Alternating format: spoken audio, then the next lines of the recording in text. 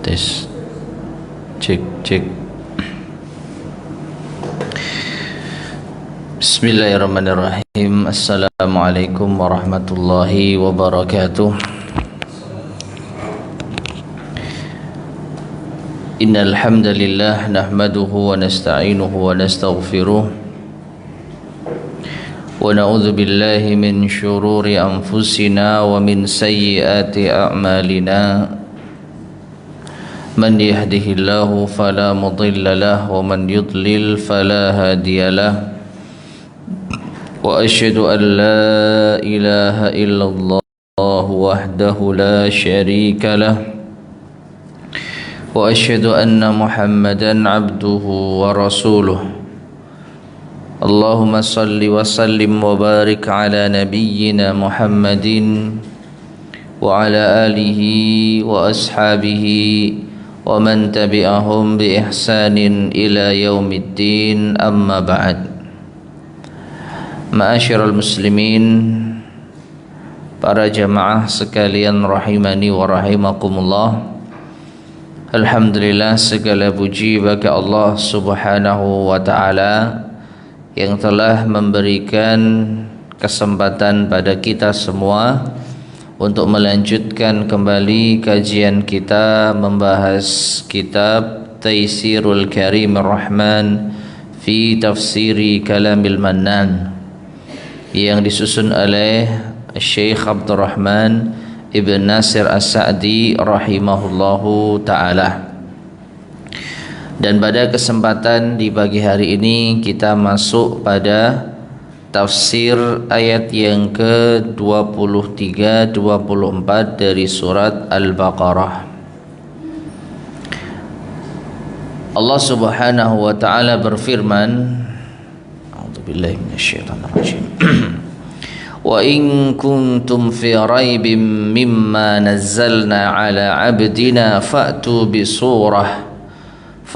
bi suratin min mithlihi wad'u syuhada'akum min dunillahi in kuntum sadiqin fa in lam taf'alu wa lan taf'alu fattaqun nara allati waquduha an-nas wal hijarah u'iddat lil kafirin, yang artinya, dan apabila kalian di dalam keraguan dari apa yang kami turunkan kepada hamba kami, yaitu Nabi Muhammad sallallahu alaihi wasallam, maka datangkanlah satu surat yang semisal dengannya dan panggillah.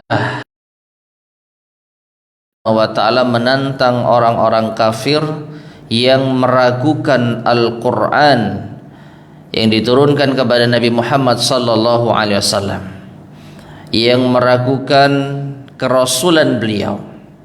Datangkan satu surat di dalam Al-Quran, atau datangkan satu surat yang semisal dengan Al-Quran, jika memang kalian orang-orang yang jujur. Bahkan Allah Subhanahu wa taala menantang mereka untuk mengajak para saksi mereka, mengajak siapapun yang bisa membantu mereka untuk membuat satu surat yang semisal dengan Al-Quran. Nah, kemudian Allah peringatkan, kalau kalian memang tidak mampu, dan pasti tidak akan pernah mampu, takutlah kalian kepada api neraka. Itu taubatlah kalian. Taubatlah kalian dari mendustakan Al-Quran yang dibawakan oleh Rasulullah sallallahu alaihi wasallam. Karena api neraka itu adalah siksa yang dahsyat. Bahan bakarnya manusia dan batu. Jadi kalau kalian tetap di atas pendustaan terhadap Al-Quran, tetap mendustakan utusan Allah, yaitu Rasulullah sallallahu alaihi wasallam, maka kalian siap-siap menjadi bahan bakarnya api neraka. Dan itu dipersiapkan bagi orang-orang kafir. Nah, sekarang mari kita baca penjelasan dari al-muallif Syekh Abdurrahman bin Nasir As-Sa'di rahimahullahu ta'ala.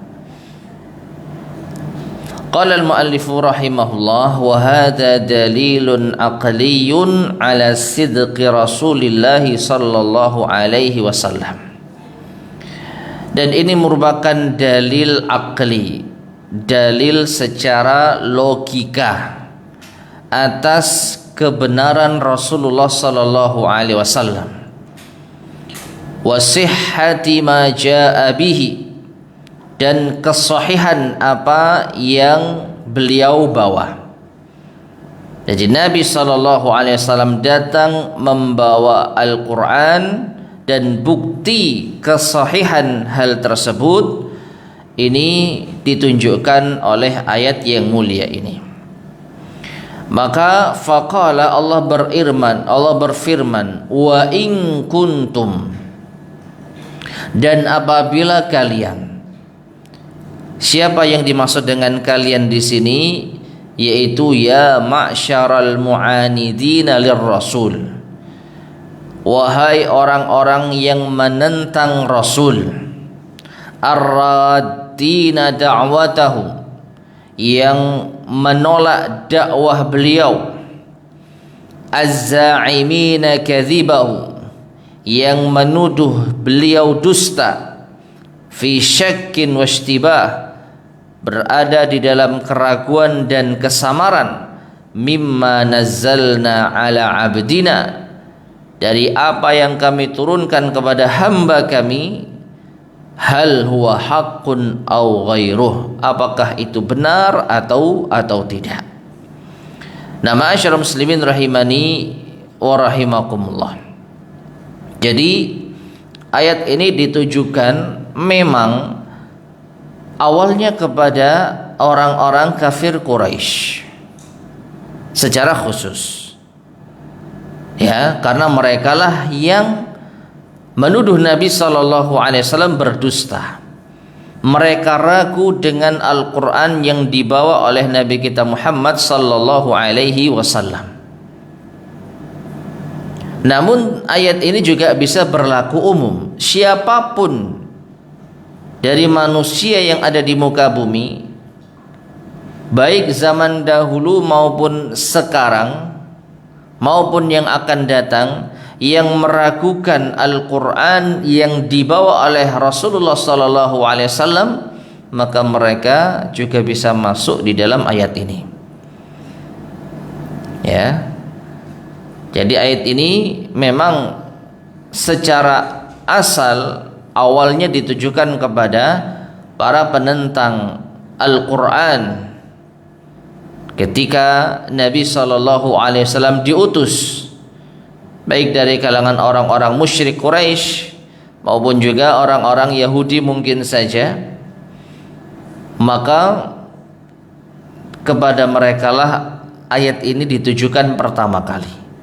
Namun tidak menutup kemungkinan ayat ini juga berlaku bagi siapapun mereka, di zaman apapun mereka, yang mendustakan Rasulullah sallallahu alaihi wasallam dan meragukan Al-Qur'anul Karim, maka mereka layak untuk masuk di dalam ayat ini.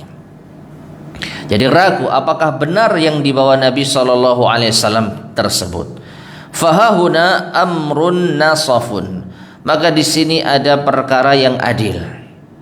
Fihil faisalatu bainakum wa bainahum, yang membedakan antara kalian dengan beliau. Wa huwa annahu basyarum mithlukum, bahwasanya beliau yaitu Muhammad adalah manusia seperti kalian. Laisa bi afsahikum wala bi a'lamikum, bahkan bukan orang yang paling fasih di antara kalian dan juga bukan orang yang paling alim di antara kalian. Wa antum ta'rifunahu mundzu nasya'a bainakum, dan kalian mengenalnya, kalian kenal Muhammad semenjak dia tumbuh bersama kalian. Wala yaktubu wala yaqra, dia tidak bisa menulis, tidak bisa membaca.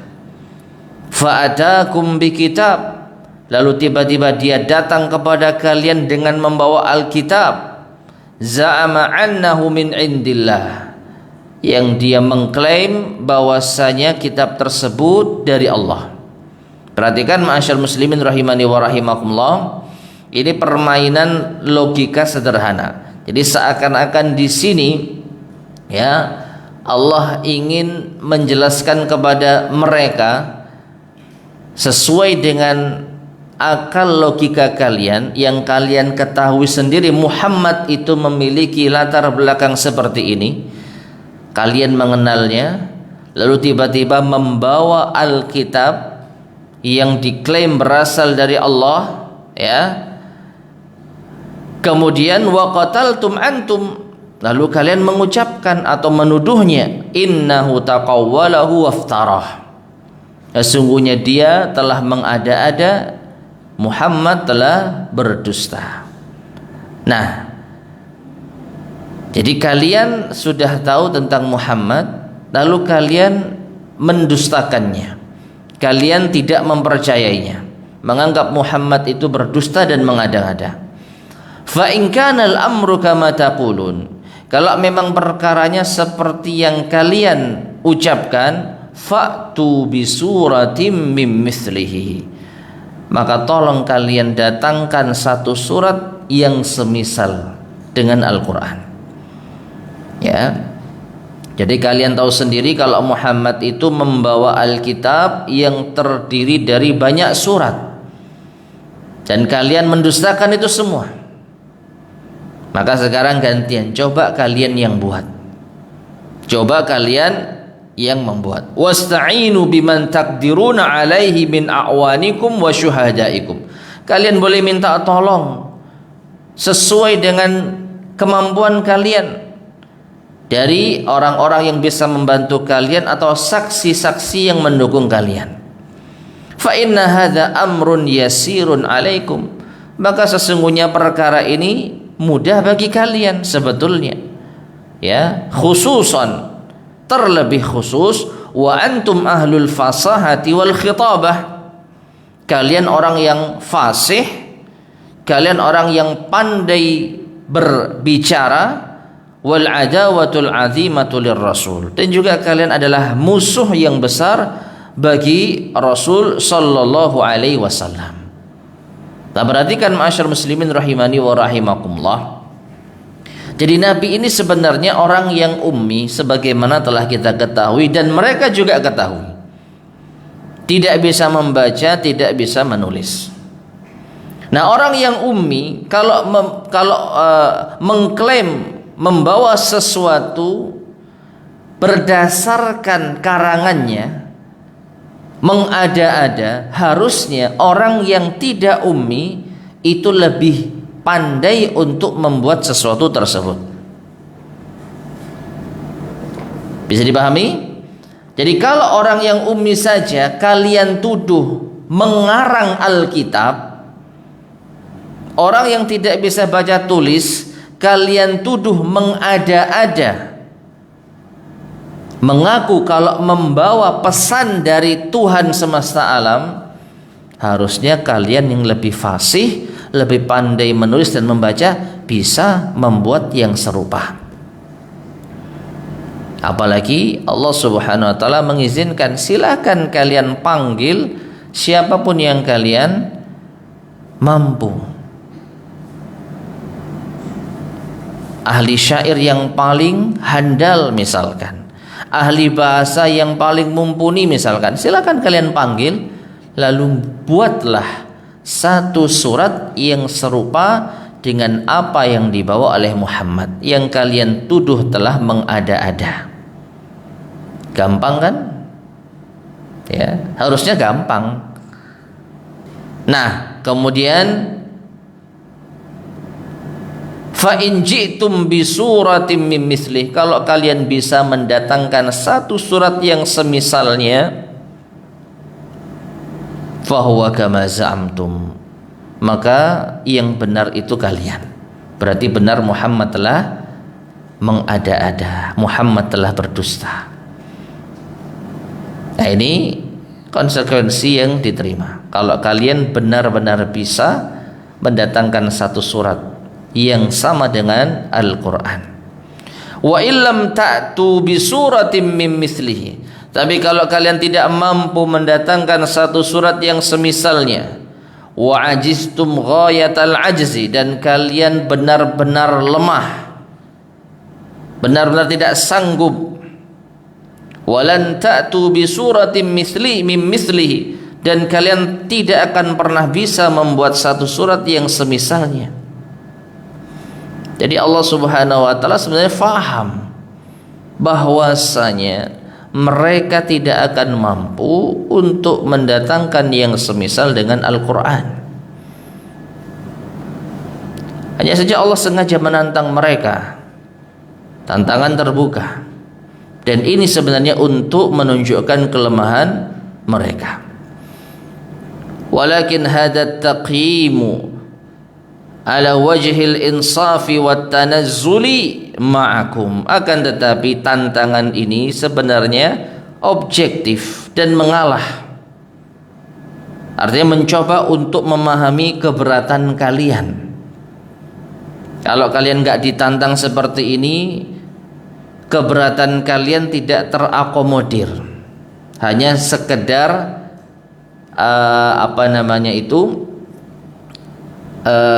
unek-unek semata. Ya, kalian punya unek-unek menuduh Muhammad pendusta, menuduh Muhammad mengarang Alkitab. Maka Allah tantang kalian. Meskipun Allah tahu kalian tidak akan mampu bisa melakukannya. Fahadha ayatun kubra, maka ini adalah tanda yang besar. Wa dalilun wadih, dalil yang jelas, jali, terang, ala sidqihi wa sidqi ma jaa bih, atas kejujuran Muhammad yaitu Rasulullah SAW dan kebenaran apa yang beliau bawa. Fayata'ayyanu alaikum ittiba'uhu, maka ini menjadi wajib bagi kalian untuk mengikutinya. Wattiqa'un nari allati balagat fil hararatil azimati wasyiddah, dan wajib bagi kalian untuk takut kepada api neraka yang panasnya itu sangat besar dan sangat luar biasa. Angkanat waquduha an-nas wal hijarah, angkanat waquduha an-nas wal hijarah, karena bahan bakarnya itu adalah manusia dan api. Manusia dan batu. Laisat kanarid dunya, tidak seperti api di dunia. Allati innama tattaqidu bil hatab, yang bisa menyala dengan kayu bakar. Wa hadhihi an-narul mawsufatu, sedangkan neraka yang disiapkan ini, yang disifati ini, mu'addatun wa muhayyatun lil kafirin lillahi wa rasulih, telah disiapkan bagi orang-orang yang kafir kepada Allah dan Rasulnya. Fahdharul kufra bi rasulih, maka waspadalah terhadap kekufuran kepada Rasulnya. Ba'dama tabayyana lakum annahu Rasulullah, setelah jelas bagi kalian bahwasanya Muhammad itu utusan Allah. Tayyib. Jadi ma'asyar muslimin rahimani wa rahimakumullah, ini adalah keterangan yang sangat jelas yang membuktikan bahwa Nabi Muhammad itu benar-benar utusan Allah. Ya. Jadi ini adalah pembuktian yang sangat jelas bahwa Nabi Muhammad itu utusan Allah. Kenapa? Karena mereka tidak bisa menjawab tantangan Allah Subhanahu wa ta'ala.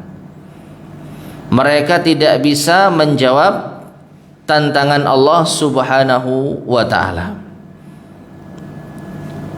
Karena sebenarnya mereka sendiri meyakini, mereka sendiri menyadari bahwasanya yang disampaikan oleh Nabi kita Muhammad sallallahu alaihi wasallam itu bukan ucapan manusia. Jadi mereka itu ahli bahasa, ahli syair, ahli yaitu sastra Arab, tetapi mereka tidak bisa membuat yang semisal dengan Al-Quran. Ini bukti bahwasanya yang dibawa oleh Nabi kita Muhammad sallallahu alaihi wasallam bukan ucapan manusia. Ya. Ditambah lagi Nabi kita sallallahu alaihi wasallam seperti yang mereka kenal, tidak bisa membaca, tidak bisa menulis. Kok bisa membawa suatu ucapan yang sangat luar biasa, ketinggian sastra dan tata bahasanya. Dan memang Rasulullah sallallahu alaihi wasallam mendapatkan wahyu yang paling besar itu Al-Qur'anul Karim. Bahkan secara mutlak mukjizat yang paling besar yang pernah Allah Subhanahu wa taala berikan kepada para nabi dan rasul itu adalah Al-Qur'anul Karim. Melebihi mukjizat nabi-nabi yang lain. Meskipun nampaknya mukjizat Al-Quran itu sederhana dibandingkan dengan mukjizat nabi-nabi yang lain. Nabi-nabi yang lain mukjizatnya itu terlihat luar biasa, hebat, mahakarya bahasa kita. Nabi Nuh alaihissalam bisa membuat kapal yang sangat besar, yang luar biasa. Nabi Musa alaihissalam tongkatnya bisa berubah menjadi ular besar yang memakan ular-ular kecilnya para penyihir. Demikian pula dengan memukulkan tongkat ke tanah bisa membelah apa? Laut Merah sehingga bisa dilewati. Nabi Isa alaihissalam bisa menyembuhkan penyakit. Ini semua adalah mukjizat yang nampak luar biasa. Sedangkan Al-Quran nampaknya biasa-biasa. Nah, mari kita perhatikan ma'asyal muslimin rahimani wa rahimakumullah. Allah Subhanahu wa taala memang menurunkan mukjizat kepada para nabinya sebagaimana penjelasan para ulama sesuai dengan kondisi umat yang dihadapi. Konon di zaman Nabi Nuh alaihissalam mereka sangat membanggakan diri dengan kerajinan kayu. Ya. Jadi orang-orang hebat di zaman Nabi Nuh alaihissalam itu konon disebutkan adalah pengrajin kayu. Maka ketika Nabi Nuh alaihissalam bisa menciptakan kapal yang sangat besar, maka ini membuat para pengrajin kayu di zamannya tunduk. Mereka merasa jauh dibandingkan dengan Nabi Nuh alaihissalam. Karya mereka tidak ada apa-apanya, membuat mereka jatuh dengan kesombongannya. Nah, sebagaimana makna mukjizat itu apa sih? Mu'jiz itu artinya melemahkan.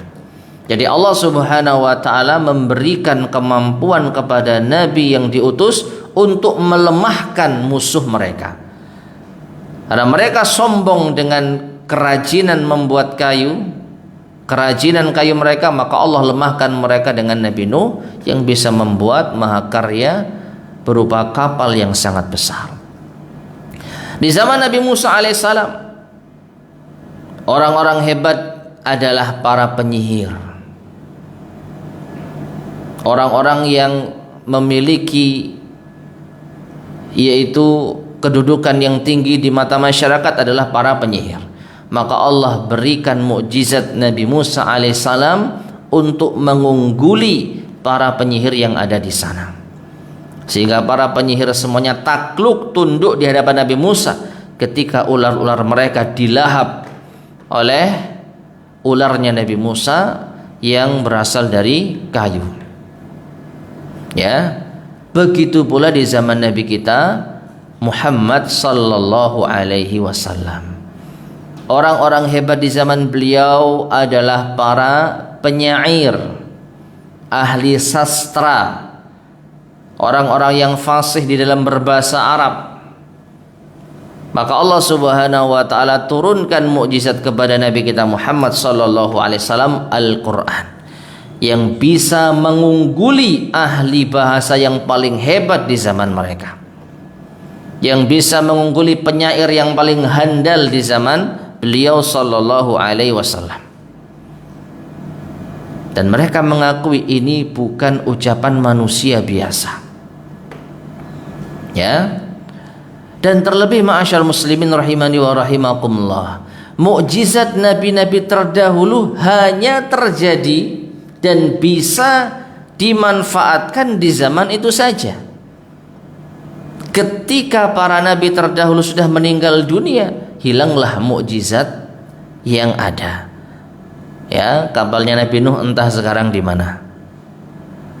Ya, tongkatnya Nabi Musa juga tidak tahu bagaimana ceritanya. Nabi Isa alaihissalam bisa berbicara dengan bayi yang lahir, kemudian juga bisa menyembuhkan penyakit, sekarang sudah tidak ada. Adapun Al-Qur'anul Karim sepeninggal Nabi kita Muhammad sallallahu alaihi wasallam masih senantiasa dibaca, masih dipelajari, masih memberi manfaat bagi ilmu pengetahuan. Ini menunjukkan bahwasanya Al-Qur'anul Karim adalah mukjizat yang terbesar secara mutlak yang pernah Allah turunkan kepada para nabi-nabinya. Nah, ini ma'asyar muslimin rahimani wa rahimakumullah, bukti yang nyata tentang kebenaran Nabi kita Muhammad sallallahu alaihi wasallam. Nah, kemudian apakah mereka tidak pernah mencoba untuk membuat Al-Qur'an? Ya, wallahu alam bisawab.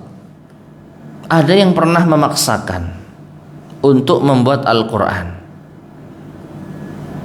namun hal semacam ini justru membuat mereka malu.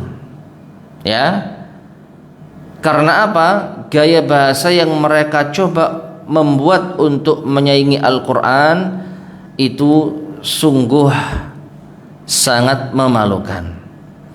Di antaranya ada yang berusaha untuk membuat surat yang semisal dengan Al-Qur'an, nama suratnya sama tapi isinya berbeda. Ya, yaitu contohnya surat Al-Fil. Surat Al-Fil. Di dalam Al-Qur'an ada surat Al-Fil. Ya. Nah, diriwayatkan atau dikisahkan bahwasanya surat Al-Fil versi dari orang yang mencoba untuk membuat Al-Qur'an itu bunyinya sangat lucu sekali. Perhatikan, ini tidak perlu dihafal dan cukup dijadikan pelajaran.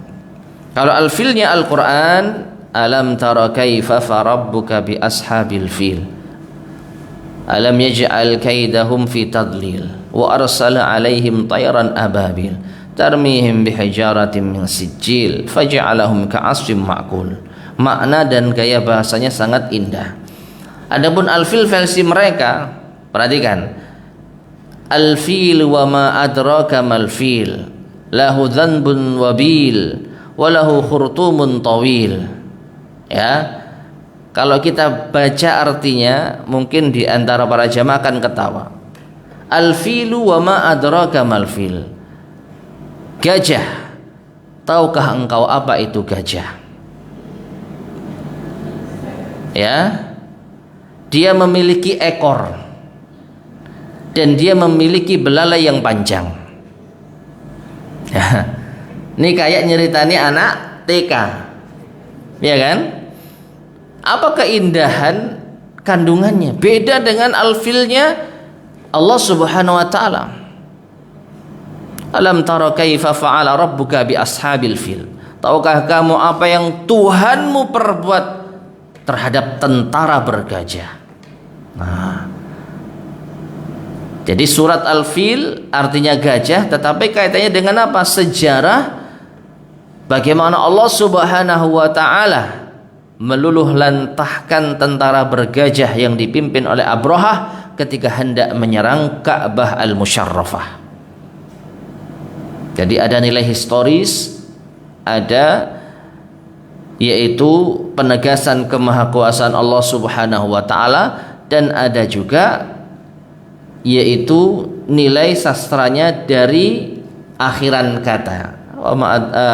Alam tara kaifa fa'ala rabbuka bi ashabil fil alam yaj'al kaidahum fi tadlil. Ya. Nah ini contoh di antara contoh-contoh yang menunjukkan bahwasanya mereka tidak akan mungkin bisa untuk menandingi Al-Quran. Dan perhatikan ya, ketika surat palsu ini dibuat, surat gajah ini, maka yang mentertawakan ini juga para penyair mereka. Nah, ini apa-apaan ini? Jadi justru karena para penyair mereka sadar nggak bisa menandingi Al-Quran, mereka diam. Nah, orang-orang yang bodoh inilah yang justru mencoba untuk menandingi Al-Quran. Hasilnya justru memalukan. Nah, kesimpulannya karena mereka tidak bisa menunjukkan yaitu satu surat yang bisa menandingi Al-Quran, maka harusnya kalian bertaubat. Kalian mengakui sebenarnya bahwa Muhammad itu adalah utusan Allah yang datang membawa Al-Quran benar-benar dari Allah Subhanahu wa ta'ala. Nah, kalau kalian sadar seperti ini, hendaknya kalian bertaubat. Hendaknya kalian masuk Islam. Hendaknya kalian takut dengan neraka yang bahan bakarnya terbuat dari manusia dan batu. Tapi kalau kalian tetap ingin menjadi bahan bakar dari api neraka, maka silahkan berbuat sekehendak kalian. Meskipun kalian sudah menyadari bahwasanya kalian tidak akan mampu untuk membuat satu surat yang semisal dengan Al-Quran. Nah, ma'asyar muslimin rahimani wa rahimakumullah, kita lanjutkan. Kemudian beliau Syekh Abdurrahman bin Nasir As-Sa'di mengatakan, wa hadhil ayatu wa nahwuha yusammunaha ayatit tahaddi. Ayat ini dan yang semisalnya para ulama menyebutnya dengan ayat tantangan. Wa huwa ta'jizul khalqi an ayyatu bimithli hadzal Qur'an. Yaitu Allah ingin melemahkan makhluknya, yaitu manusia, untuk membuat yang semisal dengan Al-Quran. Qala ta'ala, Allah Ta'ala juga berfirman di ayat yang lain, Qul la in ijtama'atil insu wal jinnu ala ayyatu bimithli hadzal Qur'an la ya'tuna bimithlihi walau kana ba'duhum li ba'din zahira.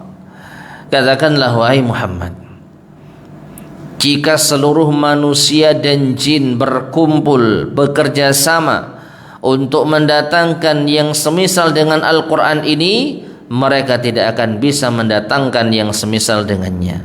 Meskipun ya sebagian mereka dengan sebagian yang lain saling bahu membahu. Ya, jadi katakanlah tim ahli dikumpulkan untuk membuat satu surat yang semisal dengan Al-Quran, tidak akan mungkin bisa. Tidak akan mungkin mampu. Orang-orang ahli bahasa yang memang benar-benar ahli, maksimal mereka hanya bisa membuat syair.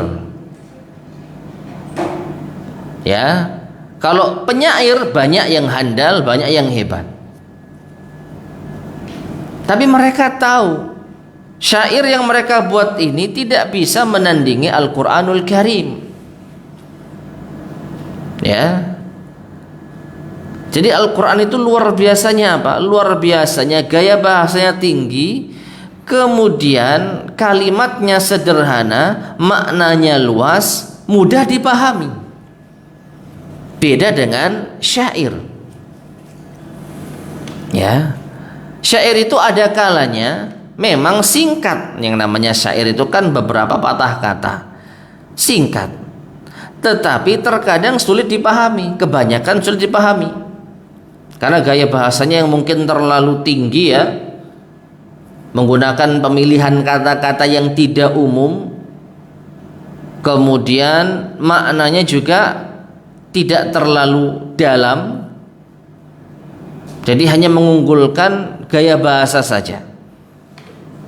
Nah, ini yang paling bisa mereka upayakan dalam ketinggian bahasa Arab, membuat syair. Terlebih lagi ma'asyar muslimin rahimani wa rahimakumullah, syair di zaman jahiliyah itu penuh dengan hal-hal yang terkait dengan nafsu, syahwat dan kedustaan.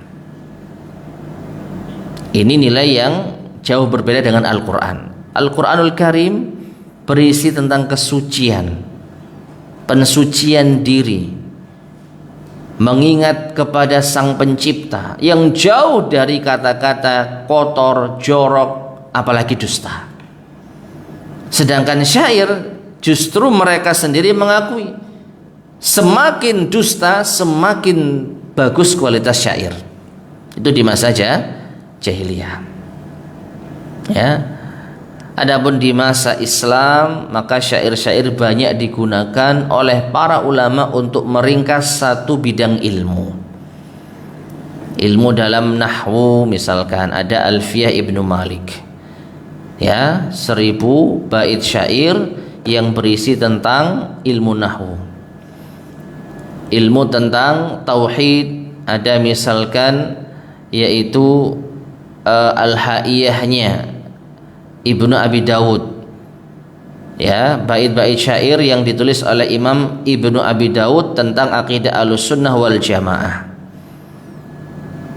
Ilmu tentang sirah Nabi misalkan sejarah kehidupan Nabi kita Muhammad sallallahu alaihi wasallam, ada syair yang disusun oleh Imam Ibnu Abil Iz Al-Hanafi yang berjudul Al-Urjuza Al-Mi'iyah fi Dzikri Hali Asyrafil Bariyah. 100 bait syair tentang sirah Nabawi. Nah, ini untuk memudahkan penuntut ilmu di dalam memahami atau menghafalkan bidang ilmu tertentu. Alhamdulillah.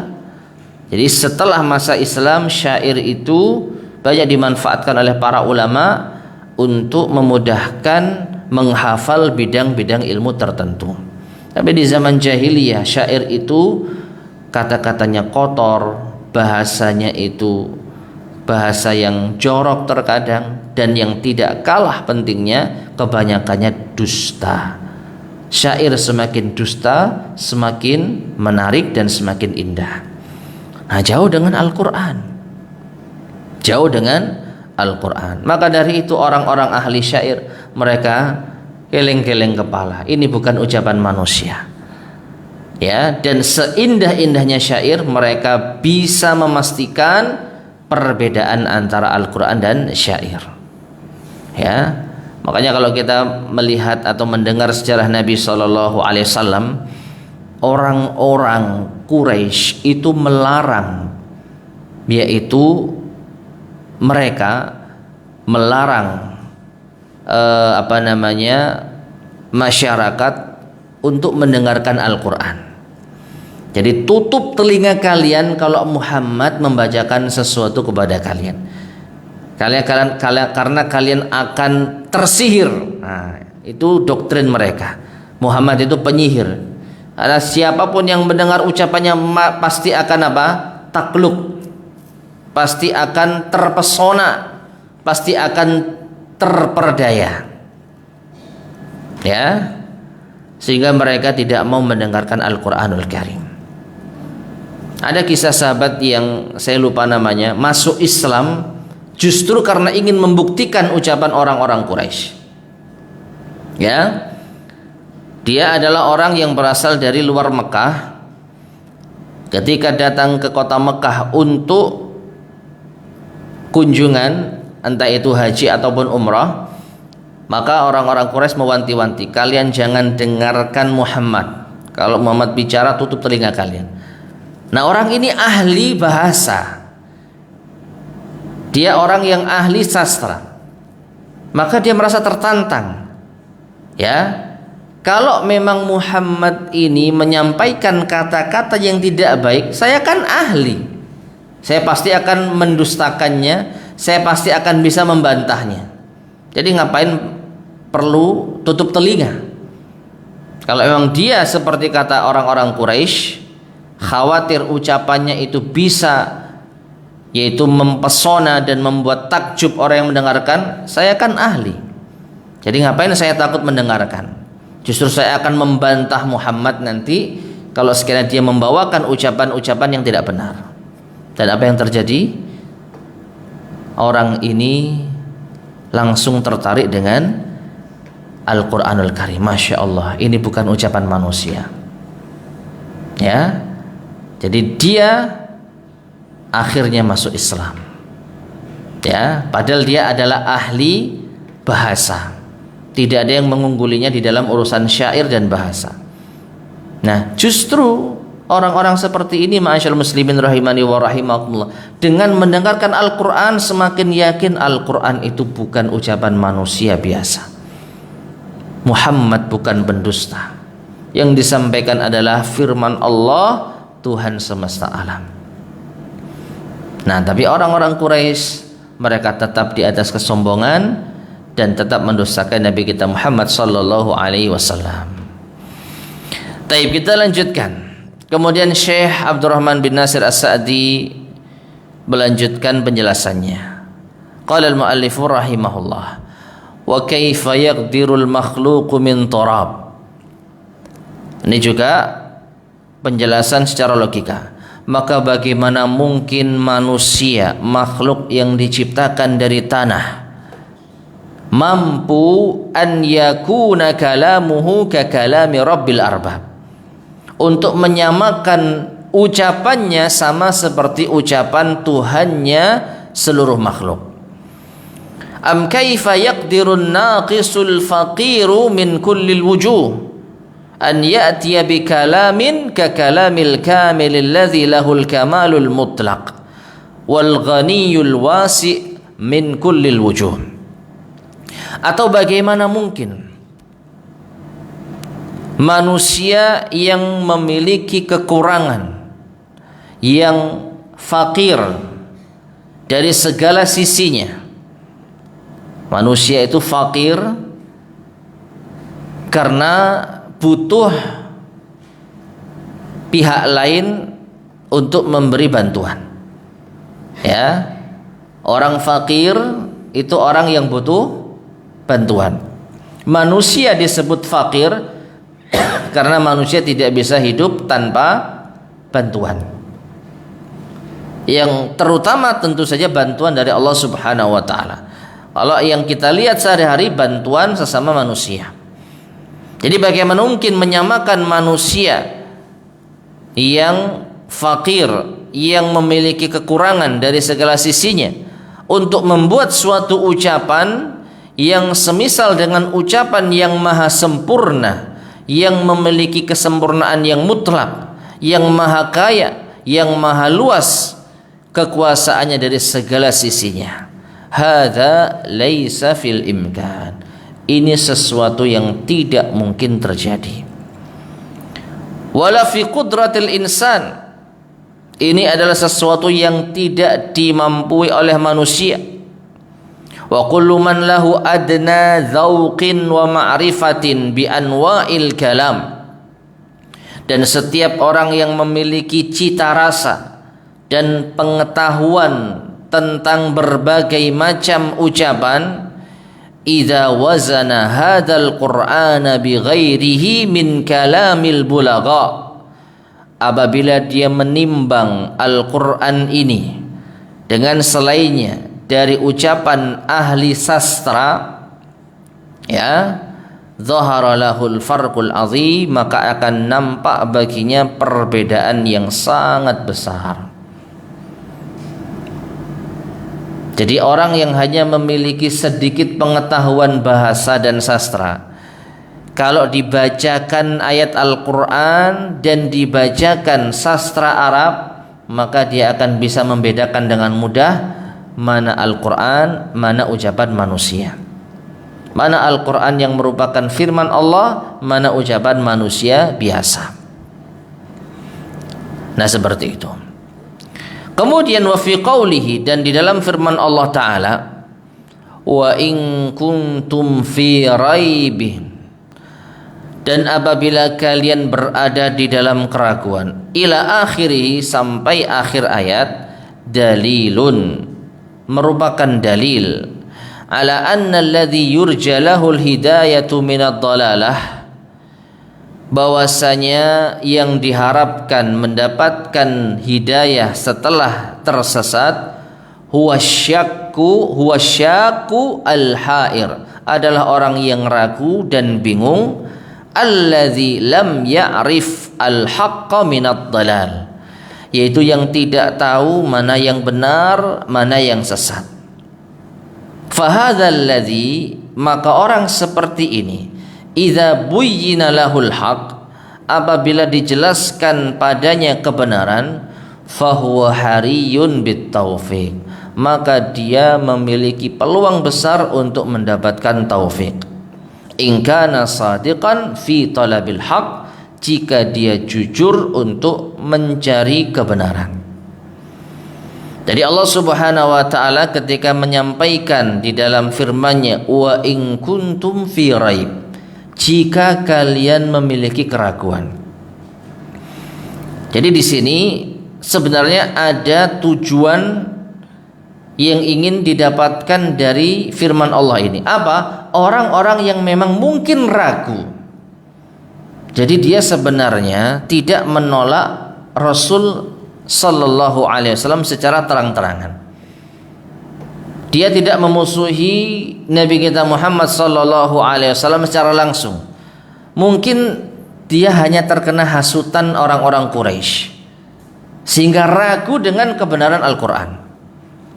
Nah, untuk orang-orang seperti ini, maka dengan firman Allah ini, kalau dia jujur untuk mencari kebenaran, insya Allah akan mendapatkan pencerahan. Insya Allah akan mau bertobat. Ya. Wa ammal mu'anidu, tapi orang yang menentang, alladzi ya'riful haqqa wa yatrukuhu, yaitu orang yang tahu kebenaran tapi sengaja meninggalkannya, fahada la yumkinu ruju'uhu, maka orang semacam ini tidak mungkin rujuk, tidak mungkin kembali kepada kebenaran. Li'annahu tarakal haqqa ba'dama tabayyana lahu, karena dia telah meninggalkan kebenaran setelah jelas baginya. Ya, lam yatrukhu an jahlin fala hilata fi, maka orang semacam ini tidaklah meninggalkan kebenaran karena kebodohan, karena keraguan dan kebimbangan, maka orang semacam ini tidak ada alasan lagi. Orang semacam ini tidak ada uzur lagi. Nah, ma'asyar muslimin rahimani wa rahimakumullah. Jadi ada kalanya dengan ayat ini Allah menyadarkan sebagian kalangan yang mereka ingin mencari kebenaran, tetapi mereka sudah mendapatkan yaitu gambaran negatif dari orang-orang Quraisy. Seperti yang tadi kita sampaikan, orang-orang Quraisy itu sudah berpesan kepada siapapun, terutama pendatang-pendatang yang masuk ke kota Mekah, jangan dengarkan Muhammad. Itu pesan mereka, apapun caranya. Ya, tutup telinga kalian. Nah, sudah seperti ini. Tapi ada kalanya orang-orang itu terpengaruh, tetapi mereka sebenarnya ingin membuktikan. Kenapa nggak boleh dengar ya? Ya, jadi mereka berada dalam kondisi bimbang. Mereka mendengarkan nasihat dari orang-orang Quraisy, tapi mereka sendiri juga apa? Ingin membuktikan.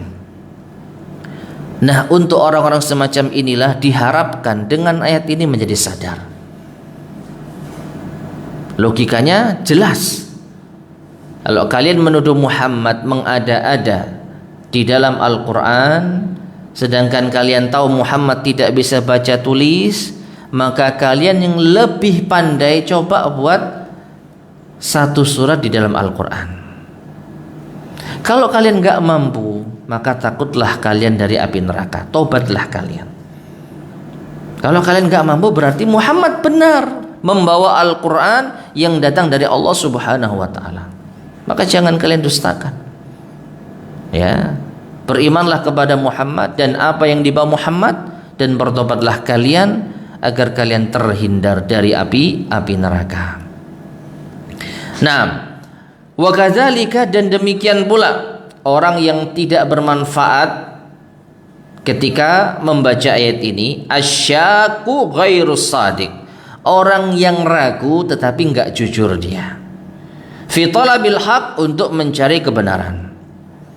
Bal huwa mu'ridun ghairu mujtahidin fi talabih, bahkan dia berpaling, tidak bersungguh-sungguh untuk mencari kebenaran tersebut. Fahada fil ghalibi annahu la yuwaffaq, maka orang semacam ini secara umum tidak akan mendapat taufik.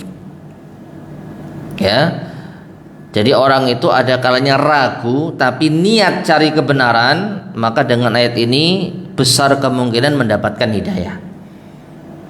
Tapi ada juga orang yang ragu tapi dia malas, tidak bersungguh-sungguh untuk mencari kebenaran. Nah, orang semacam ini maka kebanyakannya tidak mendapat hidayah. Ya. Wa kadzalika. Nah, wa fi wasfir rasuli bil ubudiyah, perhatikan. Kemudian saya melanjutkan faedah lain di dalam ayat ini. Wa fi wasfir rasuli bil ubudiyah, dan di dalam pensifatan Rasul dengan penghambaannya, yaitu wa in kuntum fi raibim mimma nazzalna ala abdina. Coba perhatikan firman Allah, wa in kuntum, dan apabila kalian fi raibin, berada di dalam keraguan, mimma nazzalna, dari apa yang kami turunkan, ala abdina, kepada hamba kami. Jadi Rasul di dalam ayat ini disifati dengan apa? Hamba. Kenapa Allah tidak menyebut kepada Rasul kami, kepada utusan kami, kepada Nabi kami, tapi Allah menyebut hamba? Nah, di sini ada faedah. Ya. Jadi Allah mensifati Rasul dengan hamba fi hadal maqamil azim, pada kedudukan yang agung ini, dalalatun, merupakan petunjuk ala anna a'zama awsafihi, bahwasanya sifat yang paling agung bagi Rasulullah sallallahu alaihi wasallam, qiyamuhu bil ubudiyah, yaitu beliau menjalankan ibadah allati la yalhaquhu fiha ahadun, yang tidak akan disaingi oleh seorang pun, minal awwalina wal akhirin, dari generasi awal maupun generasi akhir. Tayyib, ma'asyar muslimin rahimani wa rahimakumullah. Nah, sebelum kita lanjutkan, jadi justru sifat hamba yang melekat pada diri Rasulullah sallallahu alaihi wasallam itu menunjukkan sifat beliau yang paling mulia, sifat beliau yang paling utama. Ya, jadi beliau disifati dengan hamba, abdun, yang senantiasa beribadah mendekatkan diri kepada Allah Subhanahu wa taala. Jadi hamba yang paling menghambakan diri kepada Allah, Rasulullah sallallahu alaihi wasallam. Hamba yang paling taat beribadah kepada Allah, Rasulullah sallallahu alaihi wasallam. Ya. Enggak kayak kita. Kita ini hamba tetapi masih saja menghambakan diri kepada selain Allah. Dalam artian kita masih tergantung kepada selain Allah, meskipun ya tidak sampai terjerumus kepada kesyirikan. Kita ambil contoh, Rasulullah sallallahu alaihi wasallam pernah bersabda, "Ta'isa abdud dinar, ta'isa abdad dirham, ta'isa abdal khamisah." Celakalah budaknya dinar, celakalah hambanya dirham, celakalah hambanya pakaian. Jadi Nabi SAW menyebut sebagian perangai umatnya dengan hambanya dinar, hambanya dirham, hambanya pakaian. Apakah mereka menyembah pakaian, menyembah harta, dinar dan dirham? Jawabannya tidak. Tapi mereka masih mencintai harta melebihi cinta kepada Allah. Nah, itu yang terjadi pada kita. Jadi kita ini hambanya Allah, iya, tetapi kita tidak sepenuhnya menghambakan diri kepada Allah Subhanahu wa taala, dan memang kita tidak akan mungkin bisa menyamai kedudukan Rasulullah sallallahu alaihi wasallam di dalam menghambakan diri kepada Allah. Beliau sallallahu alaihi wasallam mengatakan, "Wallahi inni la akhsyakum lillahi wa atqakum la." Demi Allah, aku adalah orang yang paling takut kepada Allah dan paling bertakwa kepadanya. Rasa takut apabila ditujukan hanya kepada Allah, maka ini adalah hamba yang sejati. Dan lagi-lagi beda dengan kita. Kita takut kepada Allah, ya, tapi terkadang kita lebih takut miskin, lebih takut kehilangan pekerjaan, lebih takut nggak bisa makan, lebih takut omongan orang daripada murka Allah Subhanahu wa ta'ala. Maka penghambaan diri yang paling sempurna ada pada diri Rasulullah sallallahu alaihi wasallam. Makanya Allah sebutkan di dalam ayat ini, wa in kuntum fi raibim mimma nazzalna ala abdina. Ya, karena makom yang paling tinggi bagi seorang manusia itu adalah hamba Allah Subhanahu wa ta'ala. Nah, perhatikan, kama wasafahu bil ubudiyyati fi maqamil Isra. Demikian pula Allah mensifati Nabi kita dengan hamba ketika Isra, yaitu Allah Subhanahu wa ta'ala memperjalankan Nabi kita Muhammad sallallahu alaihi wasallam dari kota Mekah menuju Baitul Maqdis di Palestina. Faqal, Allah berfirman, subhanalladzi asra bi'abdihi. Maha suci Allah yang telah memperjalankan abdihi, hambanya. Ya, padahal bisa saja Allah Subhanahu wa ta'ala menyebutkan Rasulnya. Maha suci Allah yang telah memperjalankan Rasulnya, tapi Allah lebih memilih kata bi'abdihi. Wa fi maqamil inzal, dan juga di dalam maqam atau konteks menurunkan Al-Quran, Allah juga berfirman terhadap Rasulnya dengan hamba. Allah berfirman, tabarakalladzi nazzalal furqana ala abdihi liyakuna lil alamina nadhira.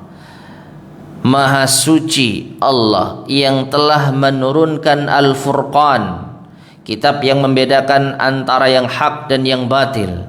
Menurunkan Al-Furqan ala abdihi, kepada hambanya, agar menjadi pemberi peringatan bagi alam semesta. Nah, jadi ma'asyar muslimin rahimani wa rahimakumullah, ini juga diantara keunggulan Al-Quran yang luar biasa. Pemilihan kata yang tepat dalam konteks yang tepat di dalam mensifati Nabi kita Muhammad sallallahu alaihi wasallam. Dan kalau kita perhatikan, ya, di dalam menerima Al-Quran, di dalam Allah menurunkan Al-Quran, dan di dalam Allah memperjalankan Rasulnya, sifat hamba ini adalah sifat yang paling mulia. Kenapa? Karena yang namanya hamba itu senantiasa tunduk kepada Tuhannya. Artinya tidak akan mungkin hamba itu berkhianat atas perintah Tuhannya. Dalam menerima Al-Quran tidak mungkin hamba yang paling taat itu berkhianat di dalam menyampaikan pesan-pesan dari Allah Subhanahu wa ta'ala. Maka dari itu pemilihan kata hamba di dalam konteks ini sungguh luar biasa. Dan ini sekaligus membantah sebagian pemikiran yang menyimpang yang ada di tengah-tengah kaum muslimin. Apa itu? Bahwasanya manusia itu memiliki 3 tingkatan di dalam penghambaan mereka kepada Allah Subhanahu wa ta'ala. Fase yang tingkatan pertama yang paling rendah itu tingkatan syariat. Ini tingkatannya para hamba, yaitu mereka yang masih dibebani ibadah, masih wajib sholat, masih wajib puasa, masih wajib haji, yang berlaku pada umumnya kaum muslimin. Namun ada masanya kalau mereka sudah lulus dalam tingkatan syariat, mereka bisa naik kepada tingkatan apa? Hakikat. Ya, naik pada tingkatan hakikat. Masih diperintah beribadah, tetapi mereka bisa menyelami makna ibadah itu di luar manusia awam. Jadi sholatnya mereka beda dengan sholatnya orang-orang syariat. Puasa mereka beda dengan yang lain. Dan kalau tingkat apa? Hakikat ini sudah mereka kuasai dan lulus, mereka naik pada tingkatan yang paling tinggi, yaitu tingkatan ma'rifat. Dan tingkatan ma'rifat ini sampai pada batas apa? Menyatu dengan Tuhan, yang kita kenal dengan istilah wahdatul wujud. Ya, menyatunya hamba dengan Tuhannya. Jadi sudah bukan hamba lagi. Orang yang dulunya ibadah, wajib menjalankan perintah dan larangan Allah, ketika sudah memiliki ilmu yang mumpuni, naik ke tingkat ma'rifat, naik ke tingkat hakikat. Begitu pula kalau sudah lulus, naik ke tingkat ma'rifat. Kalau sudah naik ke tingkat ma'rifat, maka sudah tidak ada beda antara hamba dengan Tuhannya. Ya. Nah, ini penyimpangan yang sangat jelas. Rasulullah SAW yang paling bertakwa, yang paling takut kepada Allah, masih sholat tahajud sampai kakinya bengkak, masih berjihad di jalan Allah sampai terluka, ya, masih iktikaf selama 10 malam terakhir di bulan Ramadan untuk mendekatkan diri kepada Allah Subhanahu wa ta'ala. Nah, maka hamba yang paling mulia adalah Nabi kita Muhammad sallallahu alaihi wasallam. Demikian pula manusia kita secara umum, semakin kita menghambakan diri kepada Allah, semakin mulia. Ya. Dan orang yang tidak mau menghambakan diri kepada Allah, maka dia semakin hina. Karena dipastikan, perhatikan, dipastikan orang yang tidak menghambakan diri kepada Allah, pasti dia menghambakan diri kepada selain Allah. Nah, di sini letak kehinaannya. Letak kehinaan orang yang tidak menghambakan diri kepada Allah. Kalau orang itu menghambakan diri kepada Allah, dia telah tepat di dalam menunjukkan penghambaannya kepada Allah sang pencipta alam semesta. Dia telah tepat untuk mempersembahkan penghambaannya hanya kepada Allah Tuhan semesta alam. Tapi kalau menghambakan kepada selain Allah, maka dipastikan menghambakan kepada siapa? Makhluk, dan makhluk itu lemah. Jadi orang-orang ini orang-orang yang hina.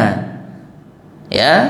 Kenapa? Karena menghambakan diri kepada makhluk yang sama-sama lemah.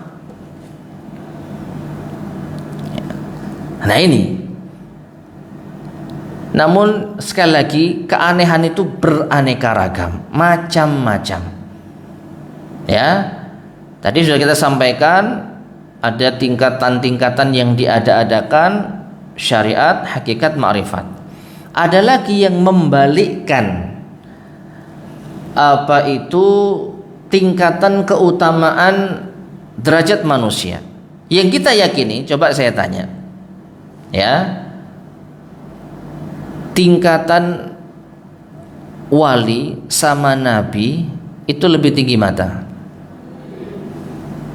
Nabi atau wali? Nabi. Ya. Nabi. Nabi dan Rasul lebih tinggi mana? Rasul. Ini Masya Allah, ini pemahaman orang-orang awam yang sesuai dengan fitrah. Jelas Rasul itu utusan Allah yang pilihan. Nabi juga pilihan, tetapi tidak seperti Rasul. Di bawahnya Rasul, wali. Namun ada yang membalik urutan ini menjadi apa? Maqamun nubuwati fi barzakhin fuwaiqar rasuli dunal wali. Kedudukan Nabi di alam barzakh itu ada di atasnya Rasul dan di bawahnya wali. Jadi urutannya kebalik jamaah. Yang paling rendah Rasul, di atasnya Rasul Nabi, di atasnya Nabi wali. Sehingga mereka lebih mengagungkan wali dibandingkan Nabi, apalagi Rasul. Dan ini ada. Dan ucapan ini diucapkan oleh mereka. Saya hanya mengutip saja. Nah, sedangkan orang-orang awam yang masih lurus fitrahnya, jelas tingkatan manusia kalau dibandingkan dengan Nabi dan Rasul, maka yang paling rendah itu wali. Wali, Nabi, Rasul. Nah, ma'asyarul muslimin rahimani wa rahimakumullah. Maka Nabi kita yang mulia sallallahu alaihi wasallam tidak mengada-ngada. Beliau sallallahu alaihi wasallam datang dengan membawa bukti yang nyata, Al-Qur'anul Karim yang diturunkan kepada beliau, dan beliau adalah hamba sejati. Taib, kita lanjutkan. Kemudian wa fi qaulihi, dan di dalam firman Allah, uiddat lil kafirin. Neraka yang dijanjikan, yang dipersiapkan bagi orang-orang kafir. Wa nahwiha, dan yang semisalnya. Artinya kalau kita menjumpai ayat uiddat lil kafirin dan yang semisalnya, minal ayat dalilun limadhhabi ahli sunnati wal jamaah. Ini merupakan dalil bagi ahlus sunnah wal jamaah, annal jannata wan nara makhluqatani, bahwasanya surga dan neraka itu keduanya adalah makhluk Allah. Khilafan lil mu'tazilah, dan ini berbeda dengan mu'tazilah. Mu'tazilah itu meyakini surga dan neraka itu bukan makhluk. Wa fihi aidan, wa fiha aidan, dan demikian pula annal muwahhidin, bahwasanya orang-orang yang bertauhid, wa in irtakabu ba'dal kabair, meskipun mereka terjatuh pada sebagian dosa besar, la yukhalladuna finnar, mereka tidak dikekalkan di neraka. Atau la yakhluduna finnar, mereka tidak kekal di neraka. Li'annahu qal, karena Allah berfirman, uiddat lil kafirin, neraka ini dipersiapkan bagi orang-orang kafir. Falau kana usatul muwahhidina yakhluduna fiha, kalau sekiranya ahli maksiat, pelaku dosa besar dari kalangan ahli tauhid kekal di neraka, lam takun muaddatan lil kafirina wahdahum, tentu tidak akan dipersiapkan bagi orang-orang kafir saja. Khilafan lil khawarij wal mu'tazilah, dan lagi-lagi ini berbeda dengan khawarij dan mu'tazilah. Tayyib. Ma'asyiral muslimin rahimani wa rahimakumullah.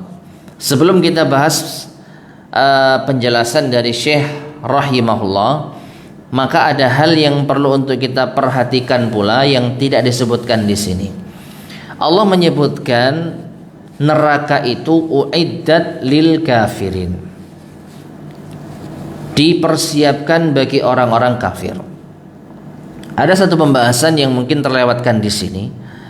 Ini merupakan dalil bahwasanya neraka itu sudah ada. Neraka itu sudah ada. Ya. Jadi neraka telah diciptakan dan siap untuk menampung penghuni-penghuninya. Siap untuk menampung penghuninya. Karena di sini Allah Subhanahu wa taala berfirman dengan menggunakan, kalau dalam bahasa Arab itu ada fi'il madhi, kata kerja lampau, uiddat, yang bisa kita maknai telah dipersiapkan. Jadi sudah disiapkan. Beda kalau memakai fi'il mudhari yang artinya akan atau sedang. Ya. Kalau pakai fi'il mudhari maka bunyinya tu'addu lil kafirin. Tapi Allah memakai fi'il madhi, uiddat lil kafirin. Jadi neraka apakah sudah ada? Jawabannya ada. Jawabannya ada. Nah, adapun yang terkait dengan penjelasan dari Syekh rahimahullah, bahwasanya ayat ini merupakan dalil bagi Ahlus Sunnah wal Jamaah bahwa pelaku dosa besar kalaupun masuk ke dalam neraka maka tidak kekal di dalamnya. Dan di sini Ahlus Sunnah wal Jamaah pertengahan. Berbeda dengan orang-orang Mu'tazilah dan Khawarij.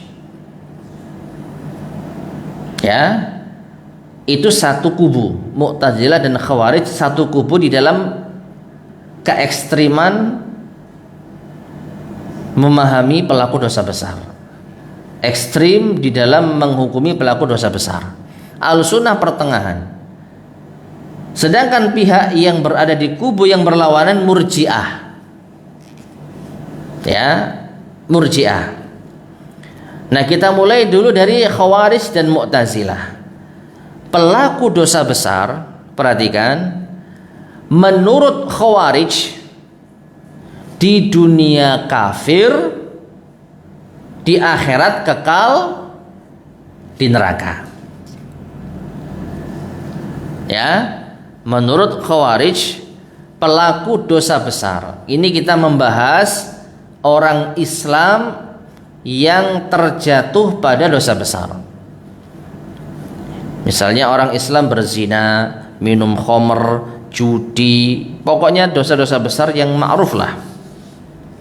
Nah, kalau ada orang Islam jatuh pada dosa besar, maka di dunia dihukumi kafir, di neraka kekal, di akhirat kekal di neraka. Adapun Mu'tazilah hasil akhirnya sama, tapi ada sedikit perbedaan di dalam menghukumi di dunia. Mu'tazilah meyakini pelaku dosa besar di dunia itu ada di pertengahan posisi, yang menurut istilah mereka manzilatun baina al-manzilatain, berada di tengah-tengah, enggak kafir, enggak muslim.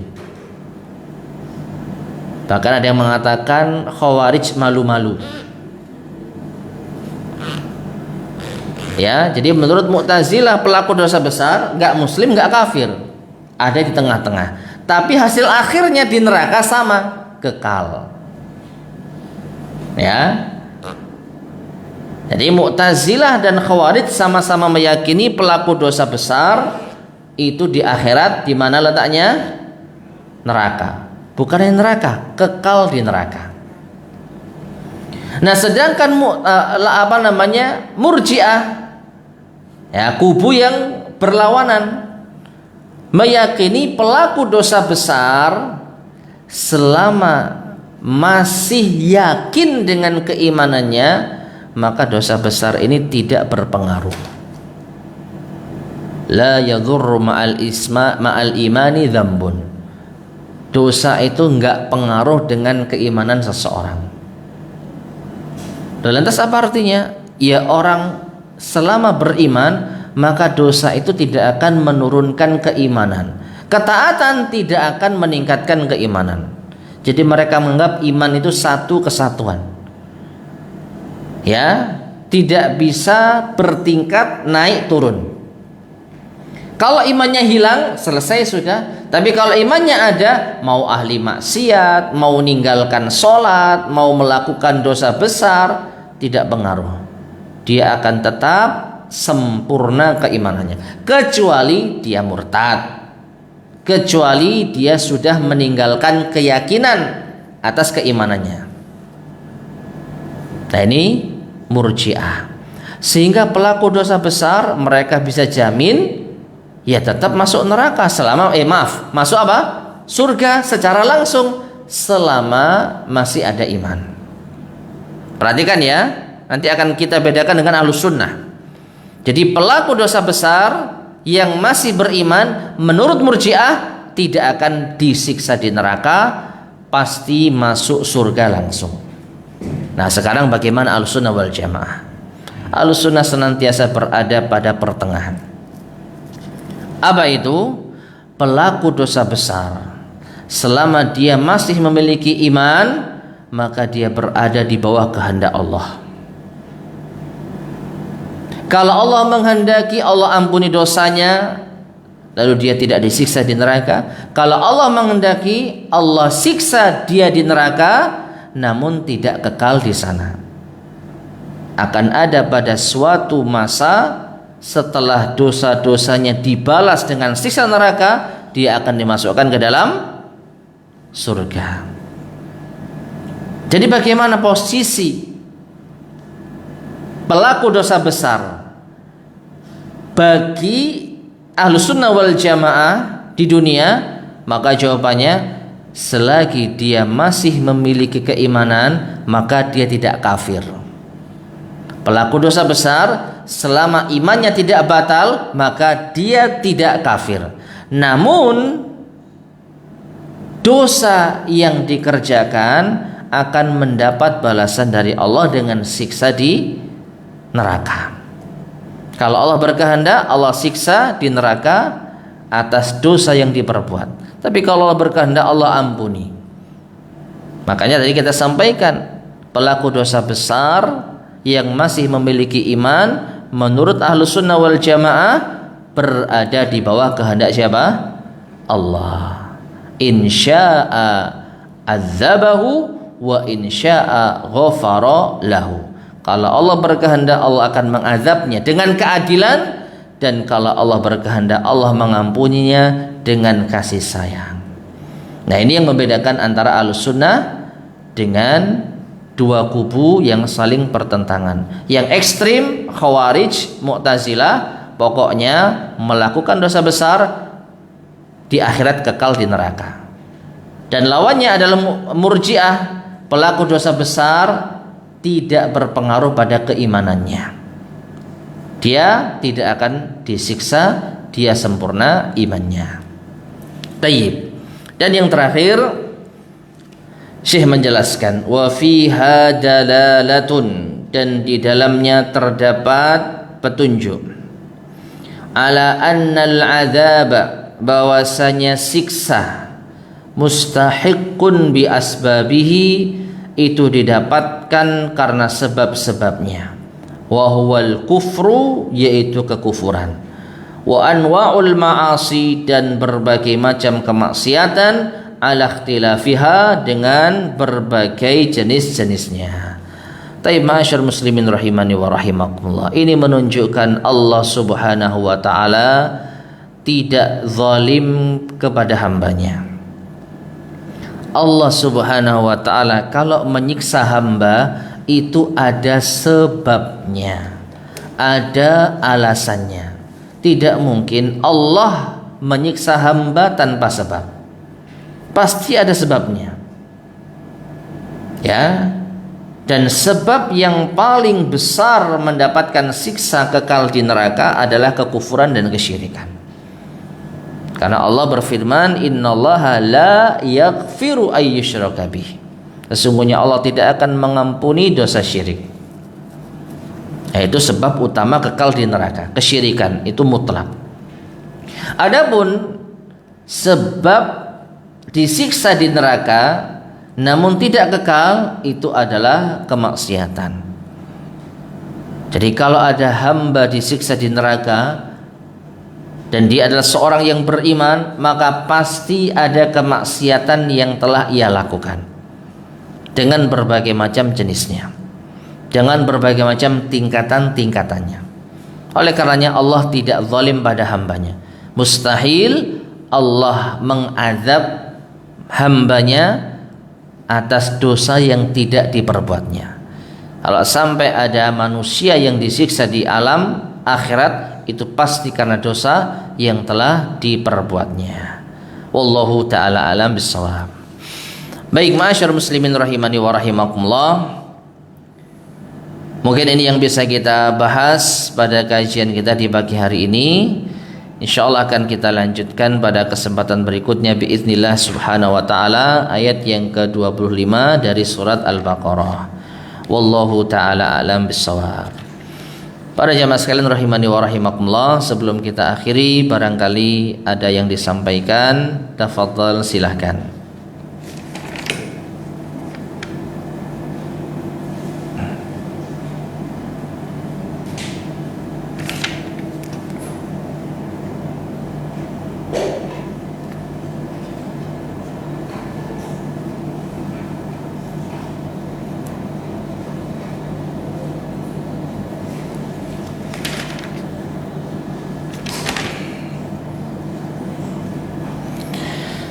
Baik, jika tidak ada yang sampaikan, mungkin kita cukupkan sekian. Mudah-mudahan bermanfaat. Kurang lebihnya saya mohon maaf. Kita akhiri. Subhanakallahumma bihamdika asyhadu an la ilaha illa anta astaghfiruka wa atubu ilaik. Alhamdulillahirabbil alamin. Wassalamualaikum warahmatullahi wabarakatuh.